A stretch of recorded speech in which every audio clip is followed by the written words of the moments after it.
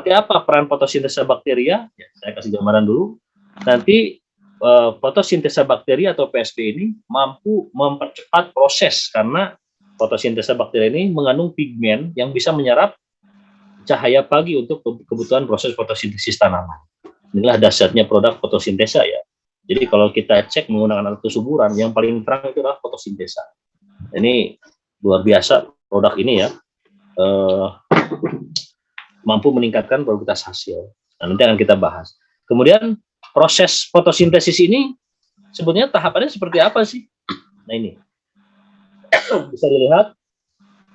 Jadi proses fotosintesis ini adalah reaksi kimia, ya, reaksi biokimia pada tumbuhan.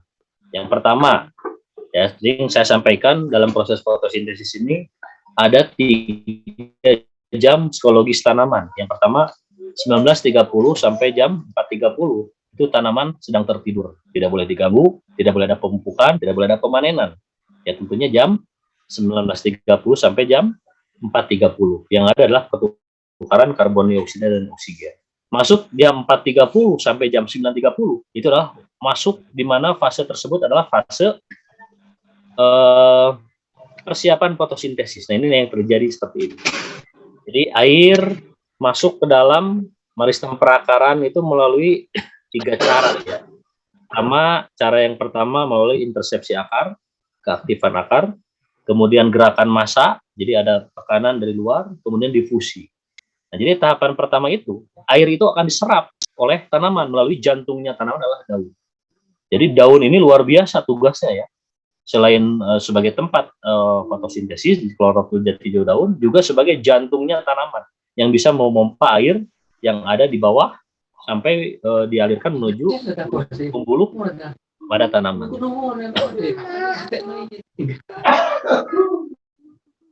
Ya, lanjut. Kemudian karbon dioksida diperoleh dari udara dan diserap melalui stomata mulut daun. Karbon dioksida ini biasanya berasal dari aktivitas makhluk hidup. Nah, ini diperlukan kemudian masuk ke dalam stomata mulut daun ya di jam-jam fotosintesis tersebut. Kemudian cahaya matahari digunakan tumbuhan untuk membantu proses kimia memproduksi glukosa atau gula. Nah, ini cahaya matahari ini makanya jam-jam tertentu ya, terutama jam 6 sampai jam 10 pagi itu sangat baik ya untuk mengadakan proses penjemuran bayi yang baru lahir ya. Ini luar biasa karena cahaya fotosintesis ini bisa mengaktifkan apa yang disebut dengan vitamin D ya, terutama kesehatan tulang yang ada pada bayi ya, yang baru lahir. Itu bisa memperkuat dan sangat luar biasa ya. Jadi untuk tanaman bisa meningkatkan produktivitas hasil, untuk manusia pun terutama bayi yang baru lahir pun itu sangat bagus. Nah, kemudian di sini hasil fotosintesis ini kemudian akan diedarkan ke seluruh bagian tubuh manusia untuk bernapas, berkembang biak, tumbuh, dan sisanya disimpan sebagai cadangan makanan baik di biji, bulir, umbi, dan buah. Inilah dahsyatnya proses fotosintesis untuk kelangsungan hidup manusia dan binatang. Jadi adanya tomat, adanya bulir padi, ya, adanya apalagi itu melalui proses fotosintesis. Apa yang dikonsumsi oleh manusia itu semuanya dari proses fotosintesis, baik itu dari nabati maupun hewani. Sekarang kita makan sate Padang, sate Marangi, ya tetap itu adalah proses fotosintesis awalnya. Dari mana? Dari hijauan makanan ternak. Nah, ini sangat luar biasa ya. Kemudian dalam proses fotosintesis ini ada di atas ada reaksi kimia fotosintesis dengan bantuan sinar cahaya matahari, maka akan diproduksilah C6H12O6 berupa karbohidrat yang disimpan di biji umbi dan buah sebagai cadangan makanan. Kemudian 6 oksigen, jadi dari proses fotosintesis ini akan kaya oksigen untuk kehidupan manusia dan binatang. Kemudian air akan dikembalikan lagi ke atmosfer melalui proses evapotranspirasi. Jadi penguapan melalui tanaman. Nah, ini materi ini sangat dahsyat sekali ya kalau kita tafakuri ya.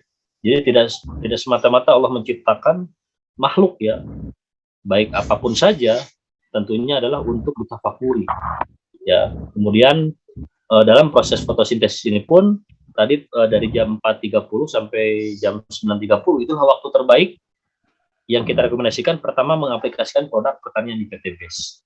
Karena ketika itu yang kita aplikasikan melalui daun, stomata sedang terbuka. Stomata sedang terbuka dan akhirnya bisa masuk ke dalam jaringan tanaman. Yang tidak boleh dalam proses fotosintesis ini adalah adanya pemanenan. Makanya sering kita sampaikan kesalahan petani dalam budidaya padi misalkan ya, selama 100 hari lebih, itu dirusak dalam waktu 1 hari dalam proses panen. Jadi kalau ada petani yang panen di pagi hari, itu adalah hanya sampah saja. Ya, ini kajian dari Pak Dr. F. Saifuddin, karena sejatinya dari jam 4.30 sampai jam 9.30 itu baru proses. Dari jam 4.30 sampai jam 9.30 itu baru proses fotosintesis. 9.30 sampai jam 14.30 disitulah hasil fotosintesis mulai diedarkan. Ya, ada beberapa waktu, beberapa jam diedarkan dan akan disimpan di biji berumbi dan buah. Nah, kemudian lepas, kemudian H2O pun akan dilepas melalui proses evapotranspirasi tadi. Kemudian dan tahu coklat, tahu kuning, tahu putih. Ya, lanjut. Kemudian dari jam 14.30 sampai jam 19.30 itulah waktu terbaik untuk pemanenan. Jadi tidak boleh ada pemupukan, yang ada adalah pemanenan. Baik itu komoditas kelapa sawit, komoditas umbi-umbian, komoditas bulir-buliran seperti jagung, kemudian apalagi serealia ya, kemudian padi dan lain-lain. Jadi waktu terbaik untuk panen itu sebetulnya jam 14.30 Suaranya tambah sedikit, Pak.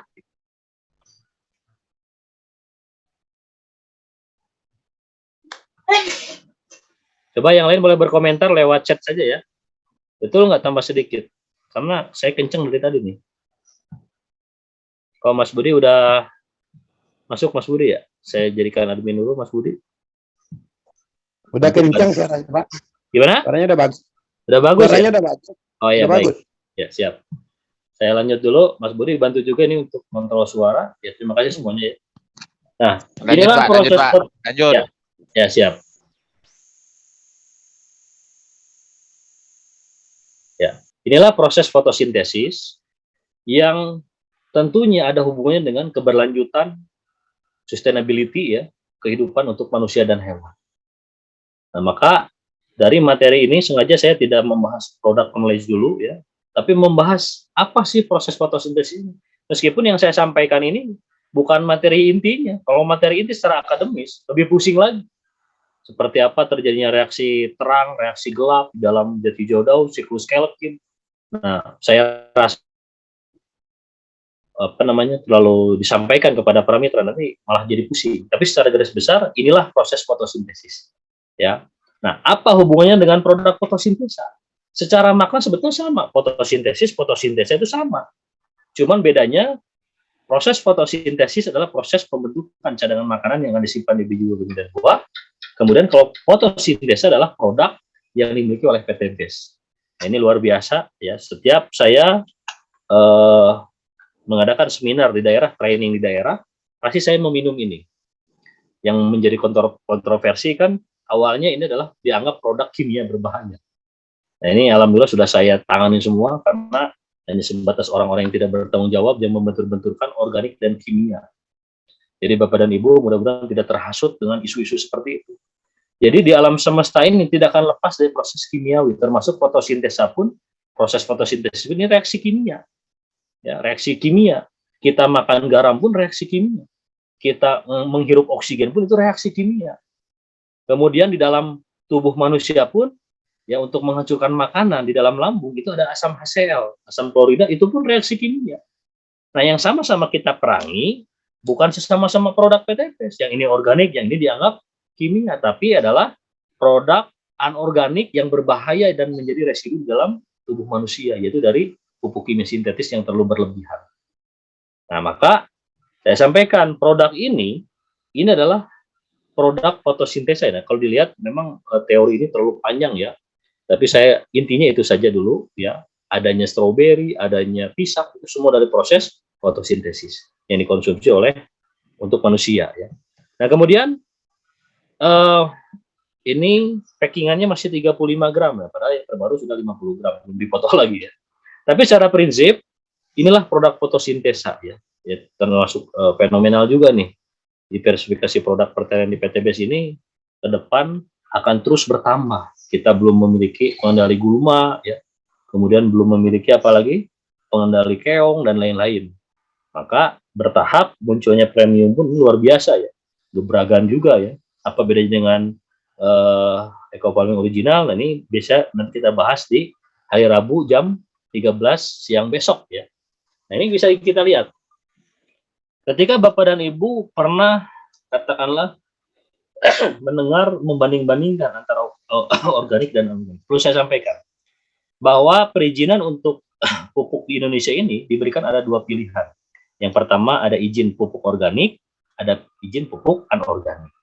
Nah, ini pupuk organik mulai dari eco farming premium, original, kemudian eco farming premium. Ini izin pupuk organik. Ya, apa keunggulannya, apa kelemahannya?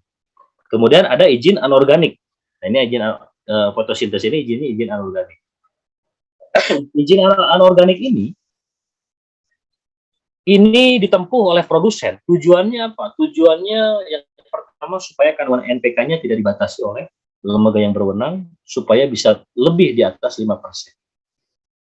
Nah, maka di sini dicantumkan 0,31 nitrogen, P2O5 10%, K2O 10%. Ini jauh lebih tinggi dibanding pupuk organik. Nah, ini faktanya ya, hasil dengan Paraden ini kita buat 10-10-10 NPK-nya. Ini dahsyat makanya produk eco farming fotosintesa ini. Nah, kemudian produk fotosintesa ini karena izinnya anorganik, maka di sini tidak ada tanggal expirednya. Nah, yang jadi pertanyaan sekarang, apa keunggulan kalau kita mengajukan izin anorganik? Yang pertama tadi ya, kita tidak mencantumkan kandungan tidak mencantumkan expirednya, tanggal dan bulan dan tahunnya expirednya. Kemudian kandungan NPK-nya kita boleh lebih dari 5%. Nah, ini kalau dilihat 10-10 ya yang terbaru ini, formulasi terbaru. Nah, kemudian yang jadi pertanyaan sekarang, apakah raw material bahan baku ini adalah anorganik atau organik? Nah, ini kan jadi pertanyaan. Nah, makanya saya pastikan sahabat-sahabat yang kemarin mengikuti training di Sumatera Utara ya, di Seimensirim, dari Serdang, kemudian di Hotel Grand Crystal juga, Grand Central. Nah, ini saya minum semua. Bahkan diikuti oleh para mitra yang melihat seperti apa produk ini bisa diminum. Ya, alhamdulillah tidak ada rasa pusing-pusing acan kalau bahasa Sunda ya, karena memang ini bukan racun. Ini adalah bahan organik 100%. Hanya izinnya saja diajukan melalui proses izin anorganik. Pertanyaannya, apakah boleh bahan organik diajukan sebagai izin anorganik? Ya boleh-boleh saja. Ya, ini buktinya. Jadi alhamdulillah setelah uji kesuburan tanah yang menggunakan lampu, fotosintesa nyalanya jauh lebih terang ya dibanding pupuk anorganik dari luar, pupuk pertanian di PTBS. Nah, maka dengan SOP based farming yang didominasi oleh EcoPlan Protector dan fotosintesa ya untuk diaplikasikan secara bersamaan, ini boleh bersamaan satu tangki ya, kemudian ditambahkan PSR untuk melengkapi kebutuhan NPK, dan saya simpulkan bahwa SOP based farming ini sudah tidak lagi membutuhkan pupuk kimia sintetis dari luar, serta tidak membutuhkan lagi pestisida kimia anorganik dari luar. Inilah dahsyatnya SOP based farming. Jadi semua produk kita pakai, termasuk eco farming pun ini boleh milih nanti di masa pratanam. Mau original boleh, mau premium boleh. Nah, nanti dipilih cuma 2 tub saja per hektar di masa pratanam. Nah, untuk aplikasi ke daunnya menggunakan eco farming fotosintesa. Apakah ada testimoni? Testimoni saya langsung terjun langsung. Yang pertama, testimoni di Pisang Cavendish. Insya Allah, jika saya sudah ada waktu luang, saya mau membuat part 2-nya tentang Pisang Cavendish yang menggunakan base farming. Seperti apa dahsyatnya. Bahkan info yang info ya yang memberikan kabar gembira, ternyata Pisang Cavendish bisa glowing menggunakan ini. Karena pisang ini ketika keluar jantung ya di umur 8-9 bulan setelah penanaman, disitulah masa di mana petani pisang Cavendish menghadapi masa jantungan. Nah, ini istilahnya ya, keluar jantung, tapi jantungan kenapa? Karena khawatir diserang lalat buah dan bercak nekrosis. Sedangkan yang dibutuhkan salah satu yang ada di channel YouTube saya, Wabusman Channel ya, budidaya pisang kapenis base farming. Itu pangsa pasarnya adalah ke Sunpride. Nah, Sunpride ini adalah perusahaan besar yang siap bekerja sama dengan siapapun saja, tapi ada kriteria khusus ya, syarat ketentuan berlaku.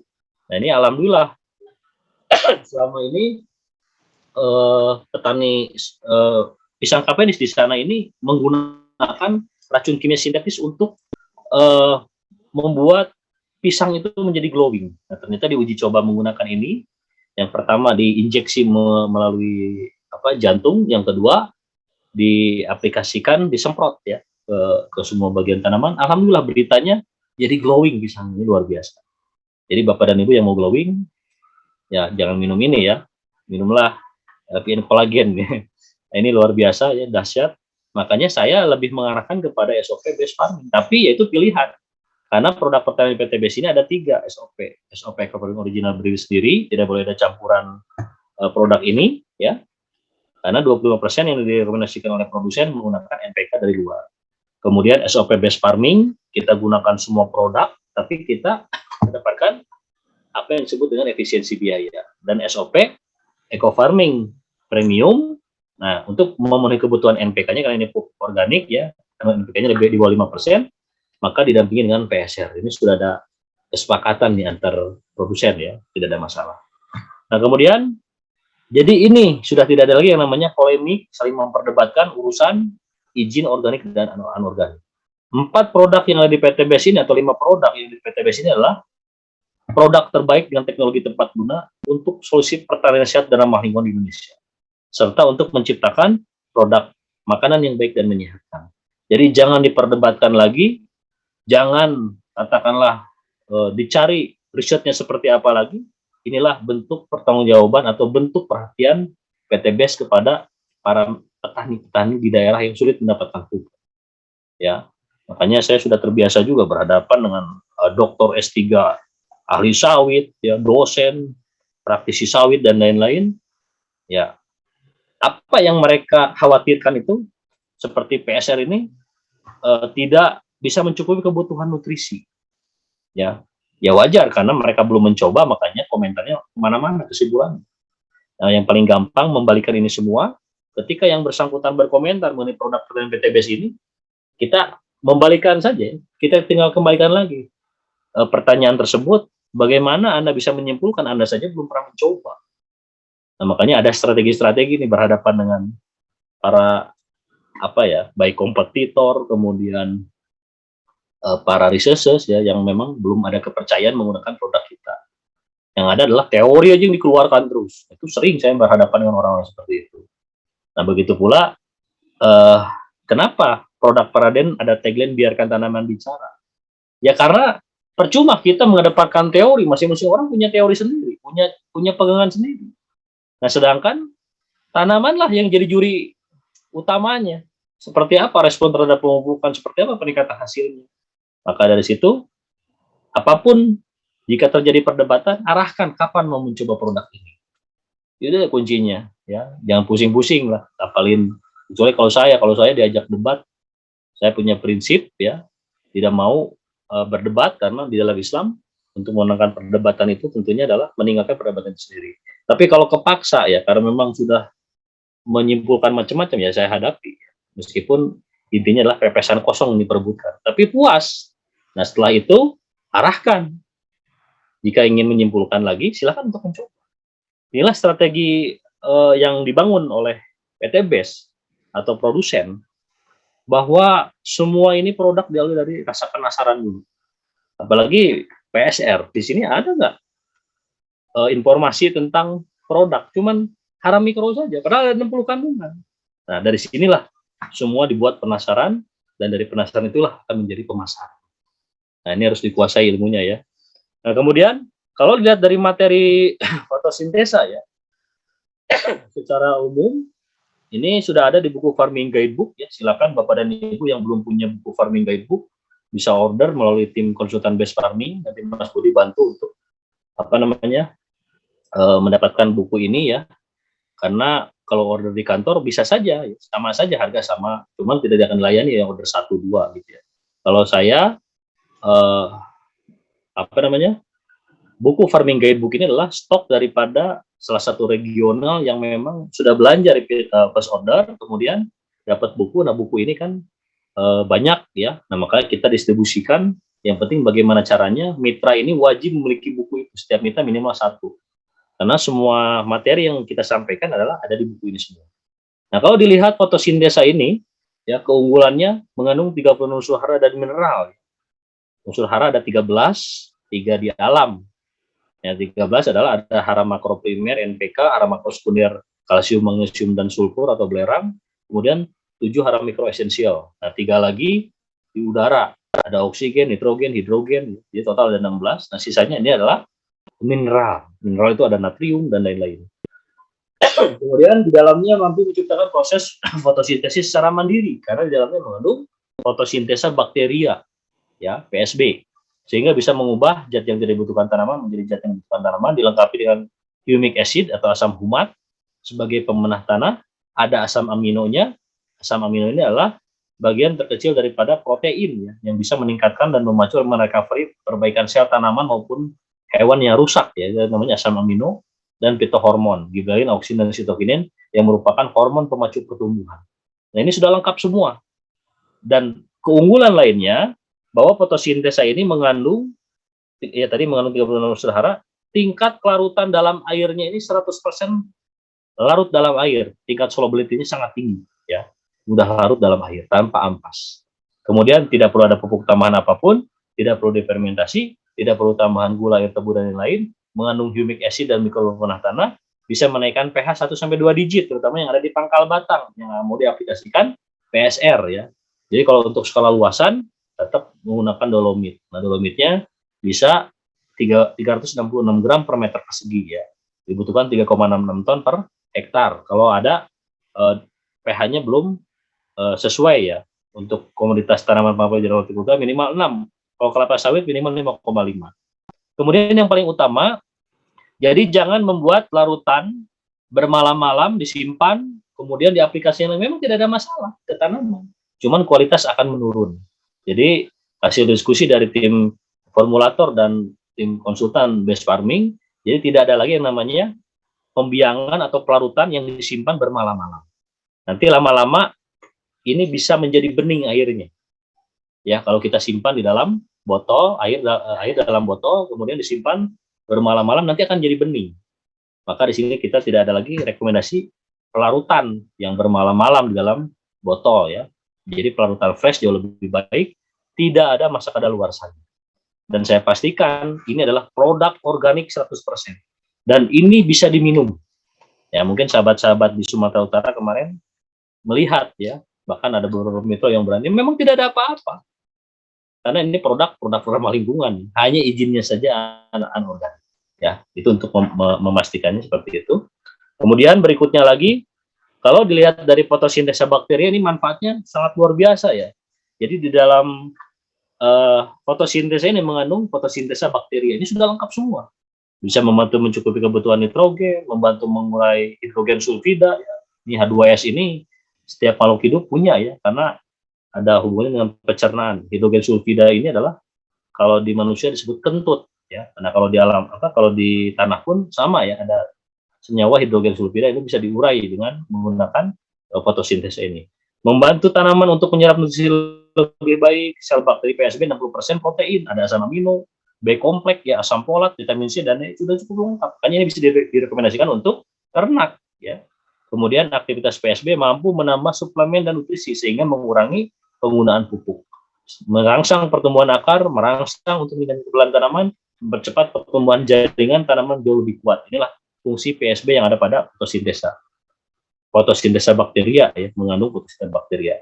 Kemudian humic acid atau asam humus ini tentunya bisa memperbaiki sifat fisik, ya.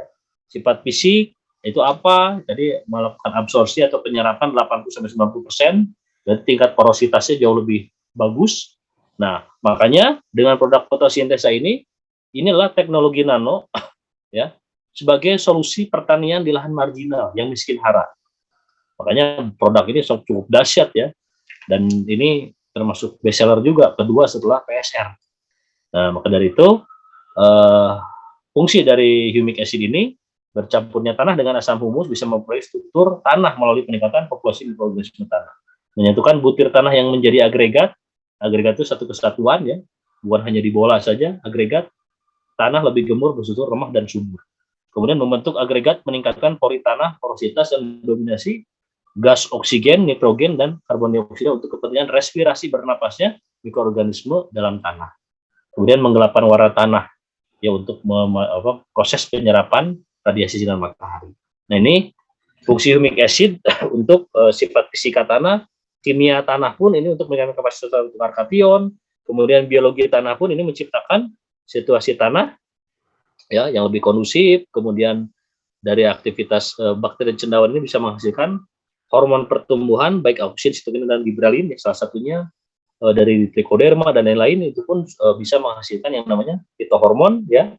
Nah, secara pengaplikasian cukup mudah, ini rekomendasi dari produsen, tapi saya simpulkan di SOP based farming saja, karena SOP based farming ini intinya kita tidak merubah apa yang diarahkan oleh produsen, tapi intinya di sini di SOP based farming ini kita mengaplikasikan produk ya.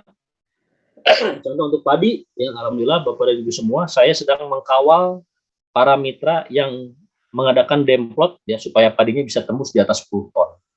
Meskipun kita punya produk bagus baik EPP, fotosintesa dan PSR serta eco farming yang digunakan di masa pratanam, tetap dari tim base farming menyediakan juga benih padi ya yang memiliki potensi di atas 10 ton.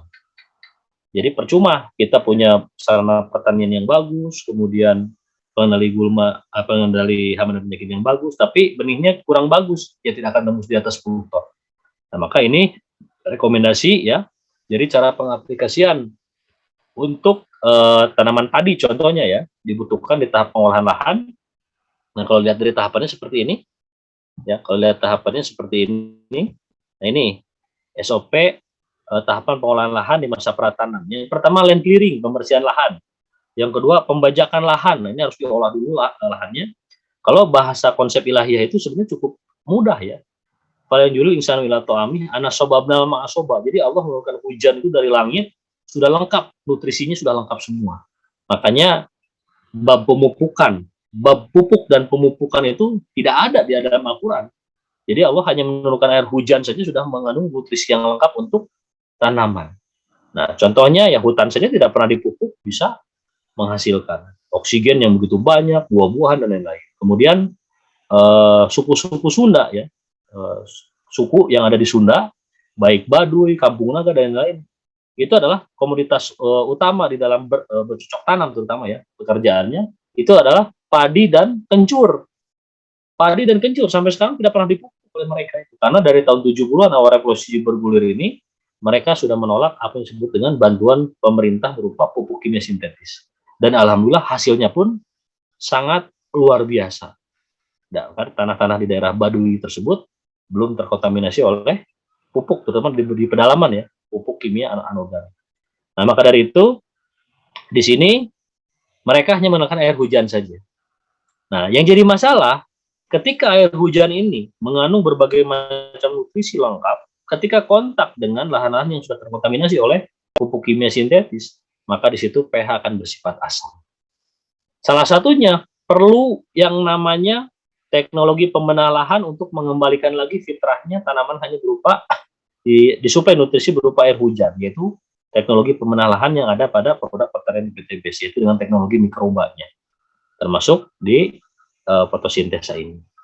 Kemudian setelah pembajakan lahan, karena ada pengolahan lahan ini adalah perintah selanjutnya kalau kita ingin menyediakan panen aktual.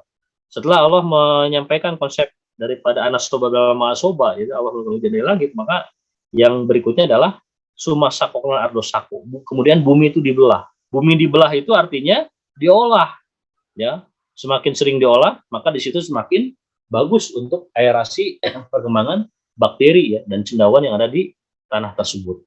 Nah, kemudian di sini ada penaburan dolomit ya. Penaburan dolomit ini kalsium magnesium karbonat, kemudian H-5 aplikasi EPP dan agen hayati. lahan sebelum siap tanam 1 box per hektar. Kemudian pembuatan bedengan atau sawah sampai siap tanam H-3 aplikasi eco farming baik original maupun premium boleh 2 tub per hektar 0 hari setelah tanam penanaman. Nah, ini SOP di masa pengolahan lahan. Nah, kemudian SOP untuk komunitas padi yang paling gampang dulu yang menggunakan SOP base farming. Ya, yang pertama di tahapan pengolahan lahan untuk padi misalkan ya. Tahapan pengolahan ini di masa pratanam kita membutuhkan EPP agen hayati H-5 atau 5 hari sebelum tanam itu 1 box per hektar. Kemudian 2 hari berikutnya kita membutuhkan 2 tub eco farming saja baik original maupun premium ataupun fotosintesa tidak masalah ya. Itu di masa pratanam sebelum ditanami ya. Kemudian masa perawatan tanaman atau disebut pasca tanam. Ini SOP base farming ini kita rekomendasikan apa yang direkomendasikan oleh produsen. Ada aplikasi 4444 ya. Nah, di sini kita lihat dilihat dari umurnya, umur hari yang diaplikasikan ya. Ada 10 HST, 25 HST, 40 HST dan 55 HST. Berapa dosis yang diberikan? 1 box EPP ya. Ini 1 box EPP. Kemudian 4 saset fotosintesa. Ya, 4 saset fotosintesa. 1 kali aplikasi untuk luasan 1 hektar. Caranya bagaimana ini pelarutannya? 1 box EPP kita masukkan ke dalam 1 liter air, 4 saset fotosintesa kita masukkan ke dalam 1 liter air. Nah, maka dari itu kita punya larutan EPP 1 liter, larutan fotosintesa 1 liter. 100 mili larutan EPP kita masukkan ke dalam 1 tangki 14 liter air, 100 mili larutan fotosintesa kita masukkan ke dalam tangki 14 liter air. Kocek secara homogen kita aplikasikan untuk tanaman padi yang berumur 10 hari setelah tanam. Begitu pula di umur 25, 40 dan 55. Inilah testimoni ya yang kita gunakan untuk komoditas padi ya. Alhamdulillah dari padi yang kita rekomendasikan jenis FSCL ini pada mitra ada yang sudah panen. Ya hasilnya cukup dahsyat ya yang menggunakan standar base farming ini. Nanti untuk apa namanya untuk dokumentasinya menyusul ya.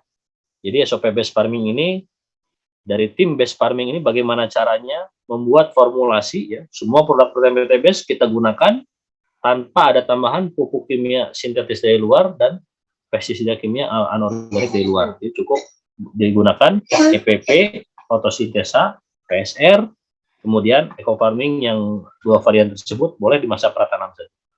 Nah, kemudian berikutnya di 10, 25, 40 dan 55 ini tetap kita membutuhkan 1 box EPP dan pasir fotosintesa itu untuk luasan 1 hektar. Nah, kalau untuk di pisang Cavendish, aplikasinya sampai 8 kali. Nah, jadi 8 kali ini apa saja? Yang pertama, aplikasi yang pertama ya, tetap di 10, 25, 40, 55. Berikutnya tambahan 70, 95, 110, dan 125. Jadi 8 kali aplikasi. Untuk komunitas apa saja? Yang pertama, pisang Cavendish, singkong, porang, pepaya California, ini sama, 8 kali aplikasi. Nah, cara mudah ngitungnya, yang memiliki umur di atas 8 bulan, maka diaplikasikanlah 8 kali aplikasi atau setara 4 bulan. Kalau yang berumur sampai 110 seperti padi, ya, ini kita mengaplikasikan cukup 4 kali aplikasi saja. Nah, kalau kita hitung-hitungan biaya, ya, jadi Bapak dan Ibu, kalau ada yang apa namanya menyampaikan melihat produk eco farming harganya 250.000, kata petani terlalu mahal. Nah, kita harus bisa jawab. Kan kualitasnya beda, itu terlalu mahal kita ngejawab itu. Jadi ketika ada yang bertanya, ini eco farming berapa segini, misalnya ada yang bertanya, oh 250.000. Jangan bilang apa namanya, kalau ada yang menjual mahal, kita menjawabnya seperti apa? Menjawabnya seperti ini. Pembandingnya apa? Kita bisa menentukan mahal dan murah ini. Nah, maka saya buatlah pembanding di sini.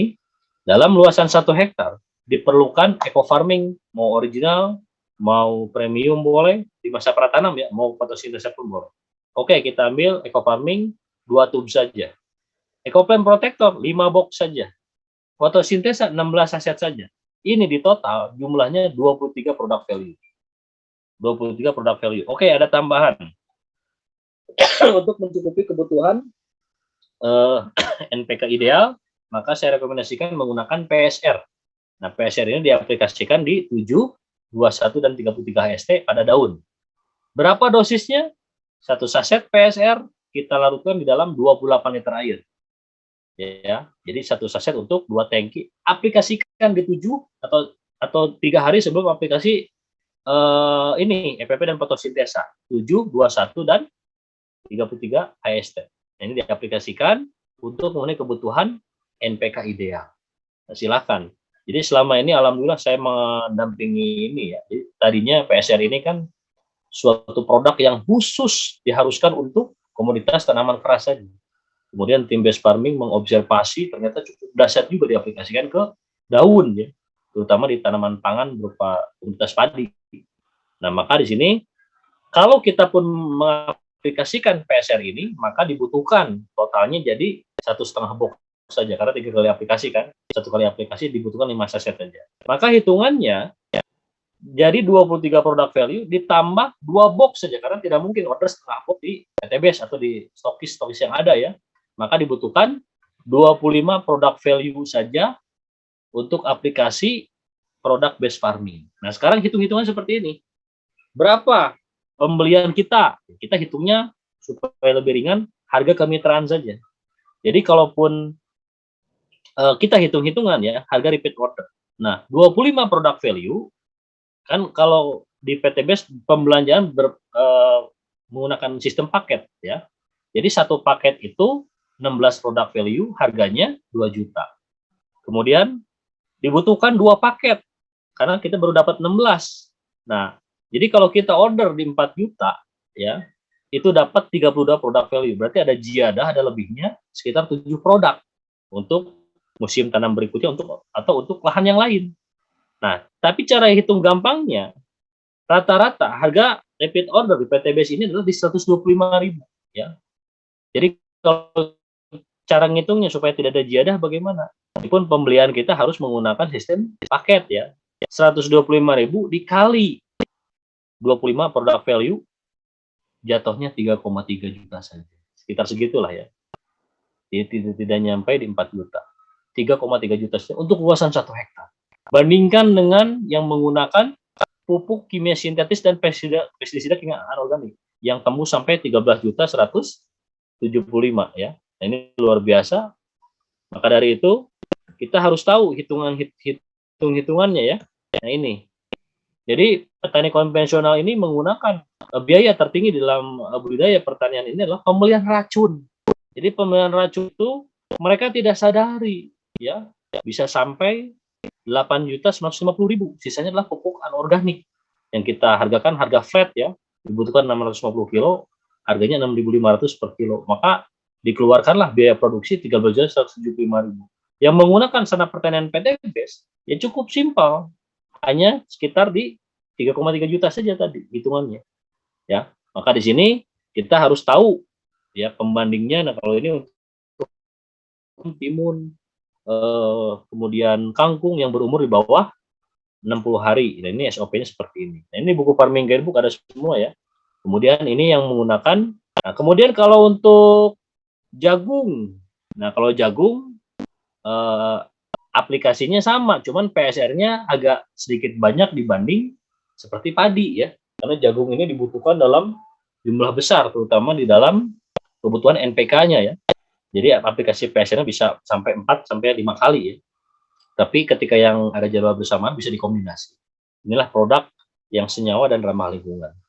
Kemudian untuk komoditas tadi ya, pepaya California, singkong, kemudian apalagi porang ya, pisang Cavendish. Nah, ini pisang Cavendish alhamdulillah yang kita dampingi ini luar biasa ya. Sudah masuk di atas 50-60%-an ya, yang sudah mengeluarkan jantung, semuanya menggunakan serat pertanian base farming. Nah, di sana kalau saya ada kesempatan waktu luang, nanti saya akan buat liputan lagi di sana untuk part 2 pisang Cavendish base farming, karena sudah masuk di pembungaan atau keluarnya jantung dan pengisian buah. Nah, ini beruntung ya, Ibu Setia Herlina yang mendampingi program ini, beliau sudah dipastikan akan mendapatkan durian jatuhan ya, durian runtuh ya, jatuh dari pohonnya. Analoginya seperti itu, yang akan dikembangkan lagi di dalam luasan lahan 200 hektar. Nah, ini luar biasa. Maka dari itu, dari tim base farming ini hanya mendampingi saja para mitra. Ya. Mendampingi, inilah SOP seperti itu. Ya, jadi untuk tanaman, kalau kita mau mengaplikasikan, misalkan untuk tanaman tanaman penelko berbuah tahunan, durian yang sudah berproduksi, ya, misalkan di umur 5 tahun, bagaimana caranya? Bisa 1 saset EPP dipendam, sisanya boleh diaplikasikan ke daun berupa EPP dan fotosintesa. Jadi 1 saset PSR dipendam, kemudian yang ke daun adalah EPP dan fotosintesa. Nah, itu bisa diaplikasikan rutin 2 pekan sekali. Jadi produk-produk ini kalau di tanamannya sudah menghadapi masa stressing, tidak ada air, ya itu namanya water stressing. Nah, dengan menggunakan produk ini sudah dipastikan akan keluar. Nah, saya pun memantau ya di lahan observasi yang saya tangani ini, ternyata PSR ini cukup efektif ya. Di umur sebulan sampai 1,5 bulan, aplikasi PSR yang ditabur kemudian disiram dengan air yang begitu banyak itu memacu pembungaan untuk jambu air, ya. Jambu air jenis madu beli hijau, dalahari, ya, kemudian citra dan lain-lain itu sudah teruji 2 kali saya mengaplikasikan, luar biasa. Jadi sebetulnya inilah SOP base farming yang didominasi oleh produk Ecoplant Protector dan fotosintesa serta tambahannya adalah PSR. Begitu pula kalau kita mau mengaplikasikan untuk tomat dan kubis atau tomat dan cabai. Nah, kalau cabai aplikasinya tidak mungkin 4 kali, ya. Jadi ada tambahan karena umurnya jauh lebih panjang dibanding tanaman padi, ya, dan jagung. Nah, maka perkuat di pertumbuhan vegetatif, ya. Vegetatif itu di pertumbuhan percabangan, warna hijau daun, ya, kemudian rimbunnya tanaman itu fase vegetatif. Kalau di padi dan jagung itu 0 sampai 45 hari masa ikhtiar kita. Nah, kalau selewat dari 45 hari setelah tanam, kita adakan pemupukan karena pertumbuhan belum optimal. Di situ percuma, hanya buang-buang uang saja, karena konsentrasi dari tanaman akan masuk ke pembungaan dan pembuahan, maka respon pemupukan itu kurang respon. Makanya masa ikhtiar kita di 0 sampai 45 hari, terutama untuk padi dan jagung yang mengaplikasikan ini ya, produk ini. Dan alhamdulillah laporan-laporannya yang jagung yang menggunakan fotosintesa dan EPP terkendali dari hama, kemudian tanamannya cukup ideal meskipun tanpa ditambah pupuk NPK anorganik. Kemudian PSR-nya pun diaplikasikan di ke daun, tidak ada masalah. Baik Bapak dan Ibu, itu saja mungkin ya bisa saya sampaikan mengenai materi ya tentang SOP base farming ini. Nanti bisa dibantu Mas Budi ya, siapa sih yang ingin bertanya, boleh kita berikan waktu nanti beberapa menit saja membaca kolom chat ya. Kemudian sisanya kita berikan kesempatan untuk bertanya pada para mitra ya yang menggunakan SOP base farming. Jadi yang bertanya eco farming original ditahan dulu, nanti kita bahas untuk materi besok saja ya, jam 13 pada zuhur. Hari Rabu jam 13 pada zuhur. Jadi untuk itu Mas Budi silakan baca beberapa chattingan ya yang bertanya melalui kolom chat. Kemudian sisanya nanti silakan dibuka komunikasi 2 arah dengan mitra yang ingin bertanya yang ataupun memberikan testimoni yang sudah menggunakan SOP base farming ini seperti apa ya. Kemudian kita lebih interaktif lah ya supaya pertanyaan-pertanyaan dari mitra bisa tertampung semua ya. Baik, untuk itu untuk sesi pertama ini saya sepurwakarta dengan alhamdulillahirrahmanirrahim. Untuk selanjutnya saya lanjutkan kepada Mas Budi untuk mendampingi pertanyaan para mitra. Silakan. Baik Pak Wawan, terima kasih. Alhamdulillahirrahmanirrahim. Bapak Ibu sekalian, tadi kita sudah bersama-sama menyaksikan atau menyimak pemaparan materi tentang SOP base farming. Kami harapkan tadi Bapak Ibu mencatat ya poin-poin pentingnya, salah satunya yang tadi slide terakhir, SOP-nya bisa di screenshot atau dicatat sehingga tidak muncul pertanyaan kembali. Baik, seperti yang Bapak Wawan sampaikan tadi, untuk sesi pertanyaan bisa Bapak Ibu ketikkan di kolom chat, dan tentu saja seputar materi yang disampaikan ya Bapak Ibu. Jika ada pertanyaan tentang eco farming original, eco farming premium, itu kita kesampingkan dulu, mohon maaf sekali, karena agar waktu yang tersisa bisa termaksimalkan dengan baik. Baik, ini sudah beberapa pertanyaan yang muncul di kolom chat, kita mulai bacakan saja.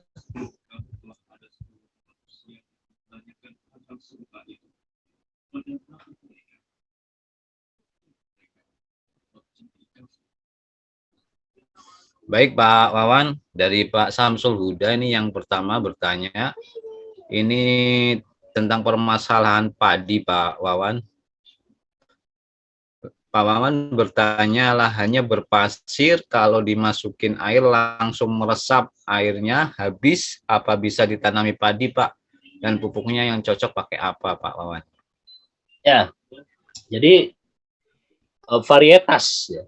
Varietas itu jenis, contoh misalkan di padi ya. Padi ini kan genusnya ini Oriza ya. Sativa ini jenis spesies. Kemudian setelah spesies ada yang namanya varietas. Varietas itu ada yang namanya Cihera, Inpari, MR, FSCL, kemudian apalagi M400 dan lain-lain. Itu yang namanya varietas. Nah, varietas ini dibagi dua. Ada padi tipe gogo yang ditanam tanpa membutuhkan air, ada yang harus membutuhkan air disebut padi sawah. Nah, ini kalau kita nanam padi di lahan berpasir, ya. Jadi perlu saya sampaikan, lahan berpasir itu rata-rata ya tadi miskin hara biasanya lahan berpasir itu. Ya, jadi medianya itu bisa digunakan hanya sebagai substrat atau pegangan akar saja. Kalau yang didominasi sampai 70% ya pasirnya ya. Nah, ini lahan berpasir ini kalau kita tanam padi sawah ya tidak mungkin karena porositasnya sangat tinggi. Ketika air turun itu ya cepat kering lagi.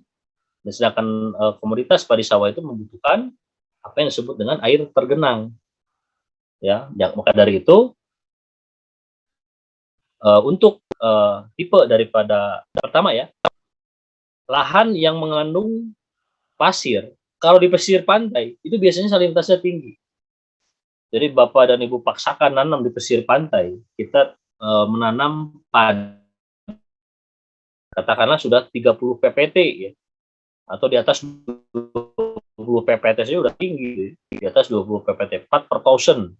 Jadi satuannya gram di dalam 1 kilogram atau 1000 per seribunya.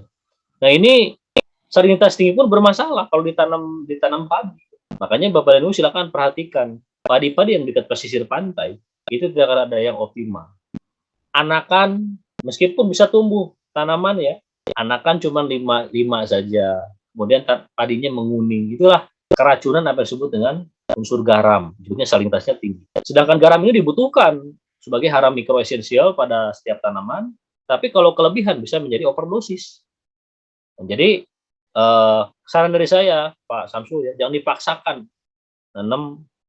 Jadi gini, kita mau nanam tentunya komoditas padi ya, kita punya catatan, syaratnya adalah lahan tergenang. Kalau tingkat porositasnya tinggi, kemudian lahan berpasir tidak bisa menyimpan padi, ya jangan ditanam padi, pilihannya itu. Bahkan saya sudah observasi juga lahan-lahan yang di pesisir pantai, contoh di daerah Ujung Genteng ya, itu lahan bersalinitas tinggi, ya kadar garam airnya tinggi, itu yang toleran terhadap kadar garam tinggi, yang pertama bawang merah, yang kedua semangka, yang ketiga cabai. Itu pertumbuhannya luar biasa itu. Ya.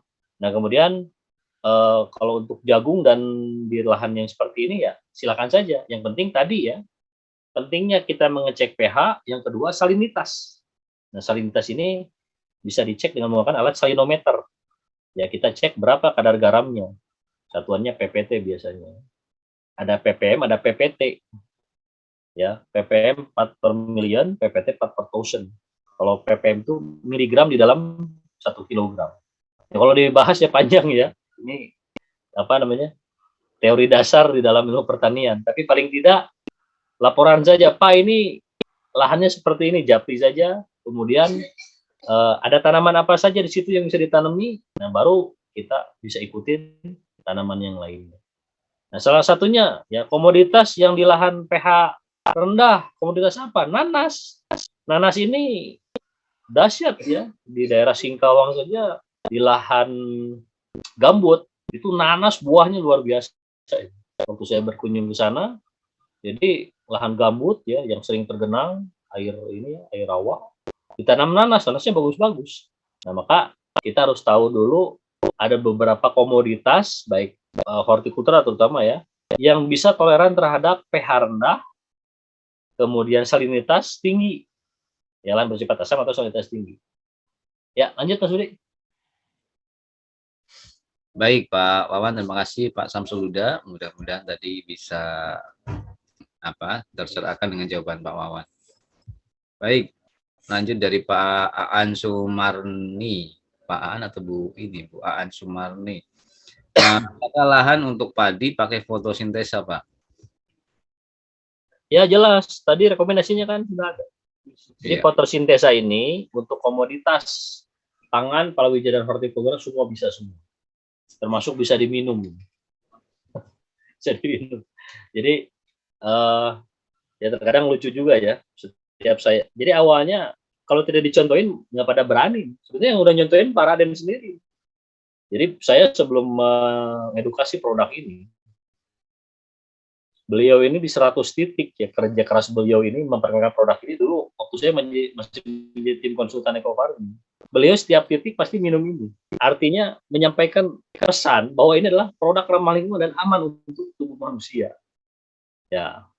Nah, kemudian selanjutnya kita teruskan juga tradisi ini ya. Kita coba dan betul. Makanya produk ini bisa untuk tanaman padi ya. Jadi Bapak atau Ibu yang bertanya tadi, minimal harus punya buku Farming Guidebook. Ya, di buku itu ada semua cara aplikasi, kemudian produk knowledge 4 produk ini ada semua di situ. Jadi semuanya bisa untuk tanaman pangan, palawija, hortikultura, dan perkebunan dan kehutanan. Jadi intinya diaplikasikannya fotosintesa ini pun ini untuk memperkuat kinerja daripada PSR yang diaplikasikan pada komoditas panel crop berbuah tahunan supaya tidak cepat rontok yang namanya bunga dan pentilnya. Kalau di sawit tetap tunggal aplikasi PSR, tapi jika pH belum ideal bisa diaplikasikan fotosintesa. Kalau sudah ideal ya tidak usah. Tapi kalau yang di tanaman panel crop berbuah tahunan wajib diaplikasikan fotosintesa pada daun. Karena nutrisi itu bisa masuk melalui 2 pintu yang sistem perakaran bawah dan stomata mulut. Ya, lanjut. Baik Pak Wawan, masih seputar tanaman padi. Ini apakah bisa base farming ini diaplikasikan ke lahan yang bekas pupuk kimia, Pak? Bisa. Jadi gini ya, tadi sudah saya sampaikan bahwa lahan-lahan pertanian di Indonesia ini yang sudah terkontaminasi pupuk kimia sintetis, di situ jadi banyak masalah ketika Allah curahkan hujan. Salah satunya pH-nya jadi rendah. Dan banyak terjadi ketika pH rendah, tanaman kentang hancur, bawang merah hancur. Padahal hujan tadinya berkah, mengandung berbagai macam nutrisi, hara makro, mikro, esensial ya, semuanya lengkap semua. Nah, maka inilah memang betul tugasnya produk pertanian PTBS untuk memperbaiki tanah-tanah yang sudah terkontaminasi pupuk kimia sintetis. Ya. Jadi intinya 4 atau 5 produk yang ada di PTBS ini ya, yang disebut istilah base farming ini ya memang targetnya itu untuk memperbaiki tanah-tanah yang sudah terkontaminasi oleh pupuk kimia sintetis. Ya, Mas Budi. Baik, Pak Awan, terima kasih. Dilanjut dari pertanyaan Pak Syafriandi. Bagaimana aplikasi SOP base farming ini untuk tanaman gambir, Pak, agar menghasilkan daun dan getahnya yang banyak? Mohon penjelasannya. Untuk komoditas apa nih? Tanaman gambir. Oh, gambir. Ya, jadi gambir ini adalah tanaman ya, pohon, berupa pohon, tapi yang diambil dari ekstrak daun ya, supaya bisa mendapatkan getah yang dibuat untuk industri ya. Gambir ini bisa di industri kecantikan, makanan, obat dan lain-lain. Gambir ya. Secara prinsip sama saja. Seperti kita mau meningkatkan debit latex pada karet. Ya tetap nutrisi itu dibutuhkan meskipun kita tidak mengharapkan hadirnya buah ya. Tapi tetap secara nutrisi dibutuhkan yang namanya fotosintesa, termasuk di daerah Aceh itu yang sedang ngetren sekarang jernang ya. Ada jernang, tanaman jernang yang memang per kilonya cukup mahal itu. Hampir sama dengan salak ya, tanamannya itu berduri. Nah, Maka untuk gambir pun sama, aplikasinya bisa menggunakan EPP dan fotosintesa. Korelasinya, ekstrak daun yang dihasilkan supaya bisa menghasilkan gambir tersebut ya, yang diekstrak kemudian dicetak menjadi berupa batangan dan lain-lain ya, untuk kosmetik, kemudian obat dan lain-lain, ya tetap intinya gimana caranya kita memperbanyak produksi daun, yaitu bisa menggunakan produk pertanian IPTBS. Bisa aplikasi PSR, bisa. Mau di satu saset dibuat 3 atau 5 pohon bisa. Mau diaplikasikan daun ke daun karena memang ada sumber air, menggunakan fotosintesa dan Ecoplan Protector supaya tidak diserang hama dan penyakit, bisa, tidak masalah. Silakan, itu pilihan.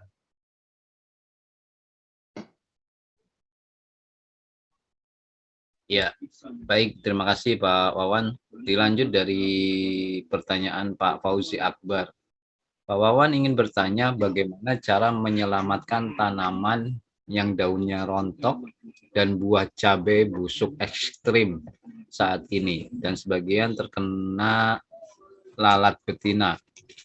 Aplikasi untuk farming apa bisa menyelamatkan, Pak?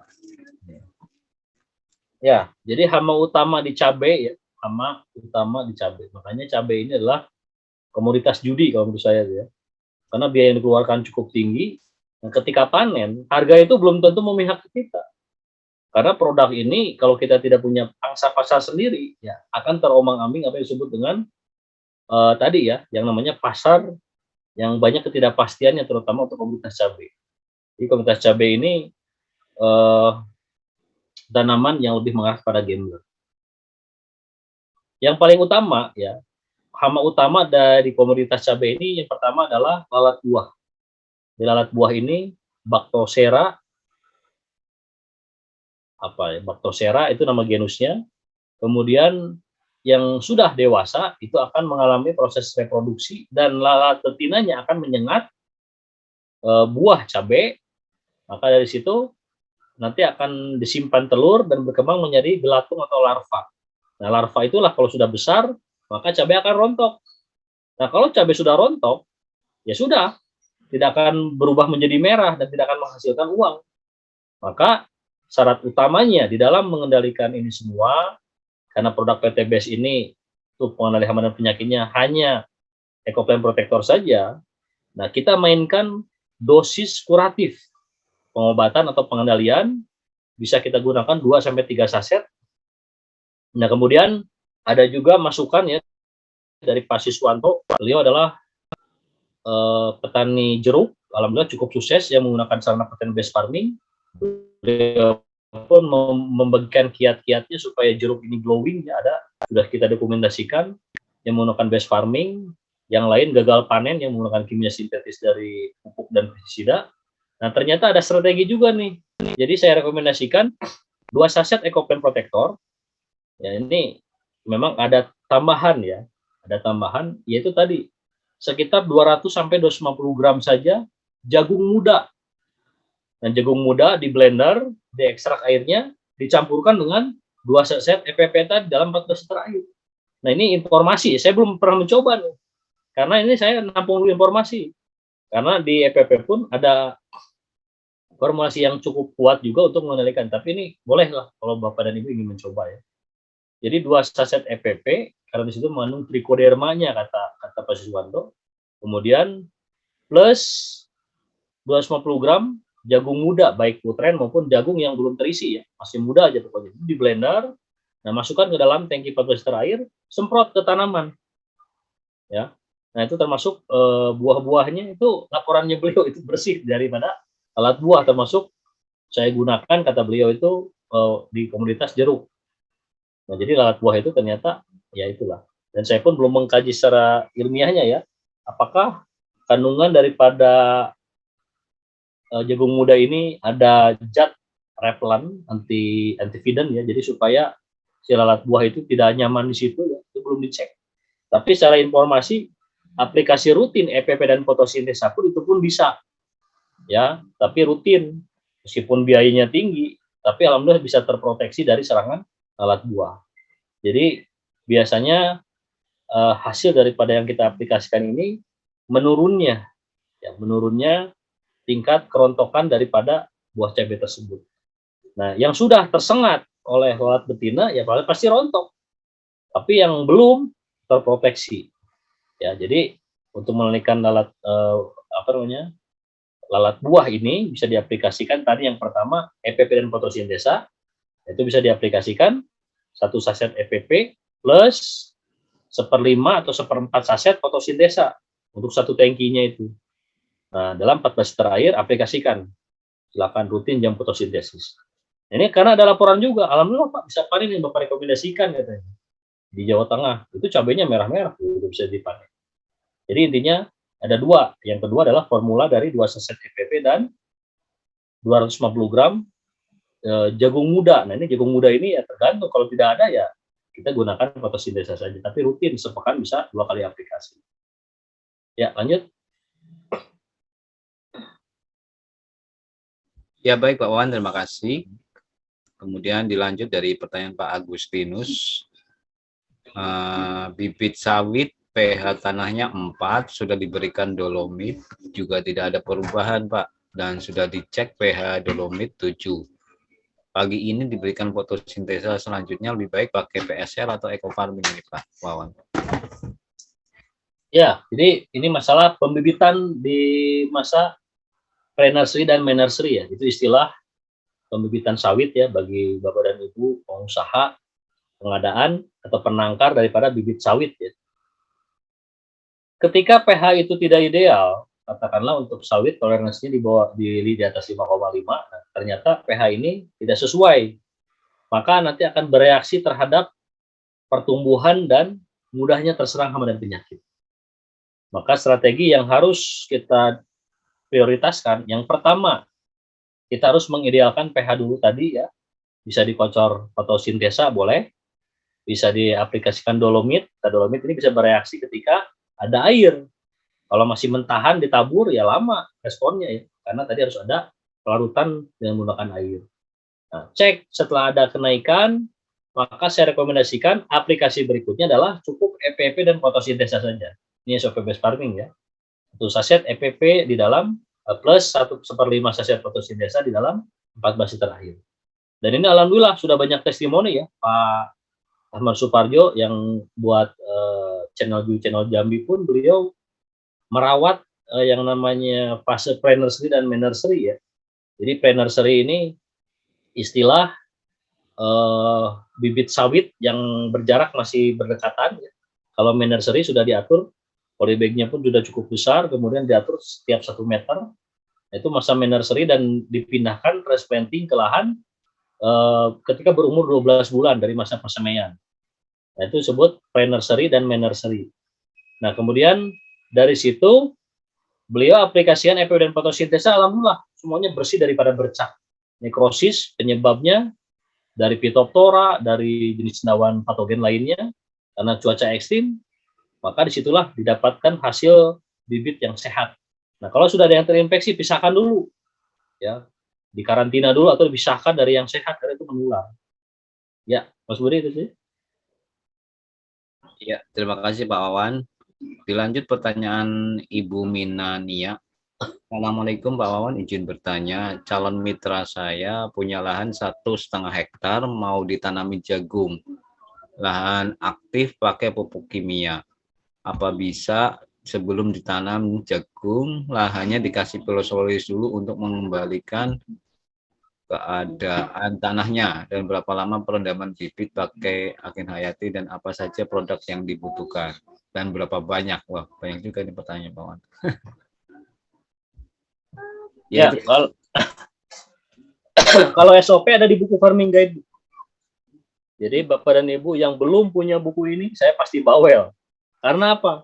Masih ada mitra-mitra yang bertanya masalah hal yang prinsip dasar. Pak, bagaimana cara aplikasi fotosintesa? Itu kelihatan, nggak pernah ikut Zoom meeting dan nggak pernah baca buku ini. Ya. Maka supaya, jadi yang sebetulnya konsultasi ini yang saya terima ini adalah masalah bab kasus saja. Ketika mengaplikasi ini, apa Pak solusinya, apa? Seperti apa cara pengendaliannya? Nah, jadi semua dasarnya dari sini, dari buku ini. Dan ini buku ini masih tersedia ya, minimal setiap mitra wajib punya buku ini, terutama untuk mengetahui teori dasar mengenai produk-produk pertanian di PT BES, termasuk SOP BES Farming ada di sini semua. termasuk untuk jagung. Nah, jagung ini kalau kita lihat ada di halaman 31 juga sama dengan yang tadi.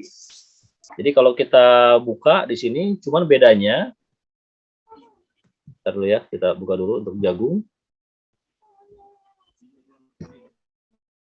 Untuk jagung, jadi patokannya seperti ini. Nah, cuman bedanya di 7, 21, dan 33 HST, kita tambahkan lagi, nanti ada yang bersamaan di 40 HST ya. Jadi kita ikhtiarkan di fase vegetatif saja. Nah, itu sampai 4 kali aplikasi daripada PSR-nya. Ya, ini untuk luasan 1 hektar. Jadi kalau ada lahan 1,5 hektar, jadi konversi saja berapa kebutuhan yang diinginkan ya, yang dibutuhkan untuk sarana pertanian base farming ini. Jadi kalau SOP-nya seperti ini ya, yang bertanya tadi. Nah, kemudian untuk memperkuatnya, ini ada di halaman 31. Ya, di halaman 31 ini redaksi ini sama dengan yang ada di buku ya. Nah, ini. Ya, lanjut Mas Budi. Ya, baik Pak Wawan, terima kasih. Ternyata masih banyak sekali yang bertanya tentang eco farming dan Besok aja nanti ikut Zoom meeting lagi ya, supaya ya, terfokus ke satu-satu produk ya. ya, seputar pengendalian hama dan penyakit juga banyak juga. Dan kita lewatkan dulu ya Bapak Ibu, mohon maaf. Kemudian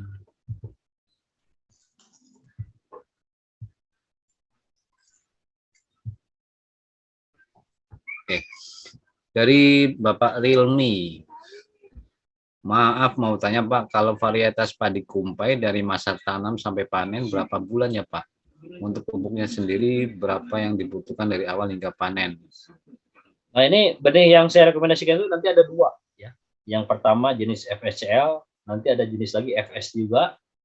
Nah, itu umurnya rata-rata relatif muda semua. Yang FSCL ini cuma 85 hari saja.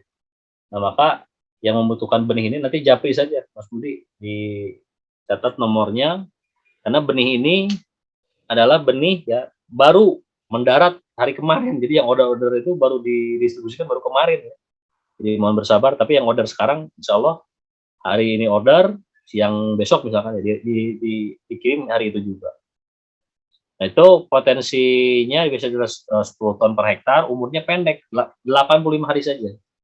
Jenis padinya padi premium, 1000 bulir isinya 30 gram, ya cocok atau marketable juga ya di lahan ya, di lahan apa namanya, di lahan-lahan margin. Yang penting prinsipnya tadi kaidah-kaidah 13 parameter yang dibutuhkan dalam untuk meningkatkan kualitas hasil dan pertanian dan perkebunan.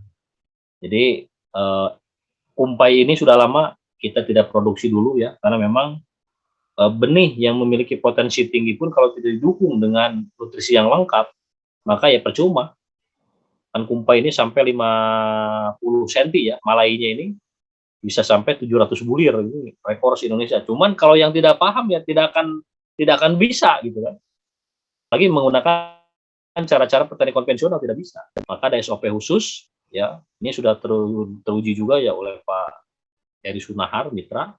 Beliau nanam 1 kilo bisa menghasilkan 26 karung, ini luar biasa. Setara dengan 1,3 kilo 1,3 ton dalam 1 kilo benih. Nah, cuman benih ini sudah lama kita tidak produksi dulu. Kita arahkan dulu pada benih-benih yang mudah untuk dibudidayakan, yaitu tadi FSCL, dan ada lagi satu benih yang memang jenis foundation seed juga ya, 2 kali tanam juga, dan ini jauh lebih dahsyat ini. Nah, nanti boleh saya japri saja lah, sengaja saya buat penasaran dulu Mas Budi. Ya, baik Pak Wawan. Bagi Bapak Ibu yang belum mempunyai nomornya Pak Wawan, sudah saya ketikkan di kolom, silakan dicatat, disimpan. Jadi untuk konsultasi, pesan benih, buku, alat pH dan lain-lain, silakan disimpan. Kemudian kita berlanjut ya, komunikasi 2 arah atau interaktif, bertanya kepada Pak Wawan. Ada 19 partisipan yang resen, namun tidak semua yang resen kameranya aktif. Kita pilih yang kameranya aktif, karena sebagai salah satu adab kita menuntut ilmu ya, kita menghadap ke guru, kita pilih yang kameranya aktif. Baik, ini ada Ibu Aan Sumani tadi sudah bertanya, masih ingin bertanya Ibu? Bisa angkat tangan kalau masih ingin bertanya, Bu Aan Sumami. Angkat tangan saja seperti ini kalau ingin bertanya. Oke, sudah. Responnya sudah tidak. Langsung ditutup. Baik. Mungkin yang tidak resen yang ingin bertanya. Pak Ridwan Anggur. Pak Ridwan Anggur, barangkali ingin bertanya Pak Ridwan Anggur. Kita persilakan di unmute Pak ya audionya. Oke. Sudah ada suaranya Pak? Jelas, silakan. Ya. Oke, Assalamualaikum warahmatullahi wabarakatuh. Terima kasih banyak atas waktunya Pak Budi dan Pak Wawan. Saya Ridwan dari Tasikmalaya ya, khusus dari perkebunan anggur impor. Ini mau konsultasi tentang mengatasi jamur dan kutu putih Pak Wawan untuk tanaman anggur. Aplikasi eco farming atau EPP supaya lebih maksimal itu gimana Pak Wawan? Ya, itu saja berarti ya. Iya. Ya, jadi kutu putih ini ya jenis hama yang cukup populer ya di berbagai komoditas. Ada di cabai, di pepaya California ya, kemudian di anggur. Nah, kutu putih ini biasanya punya karakter, dia bisa bersimbiosis mutualisme antara kutu putih dan semut ya. Tidak mutualisme dengan manusia saja. Nah, jadi hama kutu putih ini dia menghasilkan cairan madu. Dan semut di situ akan ngumpul semua di situ. Nah, ini salah satu langkah yang sudah saya buktikan ya. EPP ini kan saya observasi terus nih produk ini. Jadi produk ini untuk persaingan di Indonesia ini memang agak berbeda karena kita sudah include semua, fungisida ada di sini, insektisida semua ada di sini. Rata-rata biasanya kalau produk-produk sejenis ini biasanya trichodermanya saja, liocladiumnya saja, kalau ini udah lengkap semua. Makanya izinnya masih on proses terus ya selama 2 tahun ini. Ya. Saya pernah mengaplikasikan dosis tertinggi ini sampai 16 saset dalam 14 liter air. Bukan ya, sekitar 6 saset dalam 14 liter air. Maka ketika ada yang komplain, Pak, tanaman saya menguning, Pak. Aplikasi EPP, saya tanya berapa saset? 1 saset, Pak. Saya 6 saset aja tidak ada masalah. Yang ada hama bersih semua. Cuman kan saya pun merekomendasikan efisiensi biayanya di mana, gitu kan. Nah, ini hanya membuktikan saja bahwa dosis tinggi ini kalau tidak efisien pun ya ada pemborosan tepat juga. Maka saya rekomendasi dari formulator ini 2 saset EcoPlan Protector ditambah Sunlight tadi. Nah, 2 sampai 3 saset saja, separuh dari yang dosis yang saya gunakan. Ya, kalau bundle di 3 saset itu tidak masalah. 50 ml Sunlight dan 2 sendok garam dalam 14 liter air. Silakan buktikan bersih semua itu. Terkadang gimana? Garamnya garam murni, garam klosok atau ya, garam yang di dapur, Pak? Sama saja, yang penting asin. Oh iya, siap. Ada garam meja boleh. Ya. Izin dulu ke istri, Pak ya. Iya, siap. Ada garam klosok boleh. Iya, siap. Kemudian ya intinya tadi ya, reaksi antara garam dengan sunlight ini itu bisa menghancurkan. Kutu putih ini ada juga beberapa pestisida yang sudah tidak mempan. Iya. Karena tadi memiliki lapisan lilin dan minyak, ketika kontak ini malah sulit, lisisnya sulit. Nah, tapi ketika kita bantu dengan Sunlight EPP, nah tugas Sunlight ini menghancurkan dulu badan yang mengandung lapisan lilin, kemudian setelah itu rontok dan Beparia bassiana yang ada pada EcoPlan Protector di situ bisa bereaksi dan masuk ke dalam jaringan. Nah itu kalau di anggur apa saja yang di ini? Kebanyakan sih dari varietas Eropa, Pak, dari jenis Gosby. Udah nanam belum? Apa? Mondrop udah nanam belum? Mondrop ada. Terus Dubovsky. Dubovsky Pink ada banyak, Pak. Ratusan jenisnya, cuman untuk skala kebun lebih mengerucut ke beberapa varietas. Ini tinggal di mana, Pak Ridwan? Di Tasikmalaya, Pak. Ya. Ya. Jadi anggur ini komoditas diceritakan di semua kitab ya. Di Al-Quran diceritakan, di Alkitab pun ada. Iya, adalah buah legendaris dan memang asli dari Eropa. betul. Pembuahan di luar musimnya sudah bisa belum? Alhamdulillah sudah, Pak. Nah, ceritakan saja gimana Iya. caranya. Ya, kemarin sih kalau untuk aplikasi untuk serangga seperti belalang, Beaver Rebasiana itu sangat ampuh, Pak. Masya Allah, di perkebunan lebih sangat membantu, terutama ulat dan belalang. Cuman masih kendala di kutu putih sama jamur, paling Pak itu untuk pengendala dari anggur, kendalanya. Pembuahannya menggunakan apa? Apa, Pak? Pembuahannya menggunakan pupuk dari luar apa produk base farming? Ya, dulu waktu kan ada 3 demplot ya, yang pertama kita kombinasi antara produk base farming sama sintetis.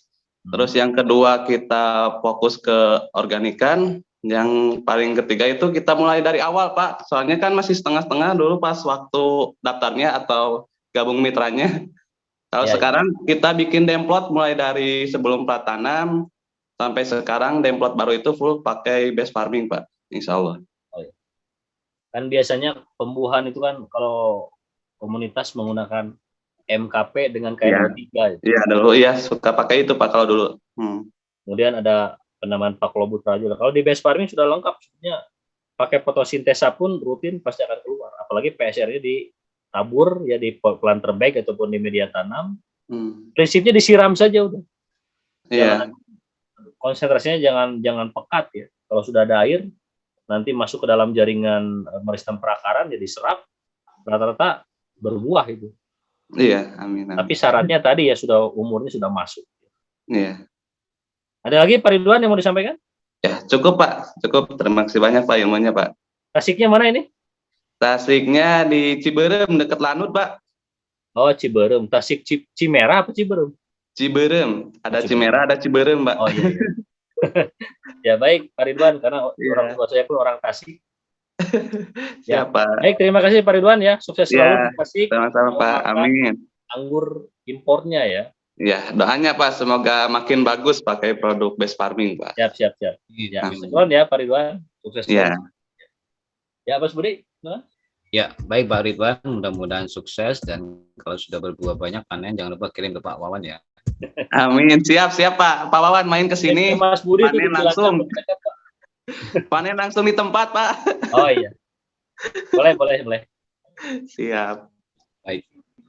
Kita lanjutkan kepada tadi kalau sudah Bapak-bapak kita pilih ke Ibu sekarang ya, biar bergantian. Ada Ibu Aisyah. Ibu Aisyah, silakan di-unmute. Dari mana dan apa permasalahan atau pertanyaannya? Silakan. Ya, Assalamualaikum Pak Wawan. Salam. Ini Pak untuk pengaplikasian apa yang pupuk farming, pupuk apa gitu, soalnya mau mengatasi dengan tanah putih lengket tuh Pak. Oh, ya. Pada tanaman padi. Ya, itu aja ya Bu. Iya. Ya. Jadi kalau Ibu mau menggunakan sarana base farming, yaitu tadi perbanyak aplikasi fotosintesa di lahan Bu. Karena lahan yang mengandung liat itu jadi gini Bu. Jadi tanah ini kan ada lempung, ada liat, ada berpasir, ada kayak bahan organik, dan tipenya pun beda-beda namanya. Ada organosol, ada latosol, ada porfik merah kuning, itu tipe-tipe tanah. Nah, tapi intinya yang namanya liat lebih dominan, apalagi warnanya putih yang seperti Ibu sampaikan tadi. Tetap Ibu cek aja pH-nya dulu, Bu. Nah, pH-nya apakah bersifat basah?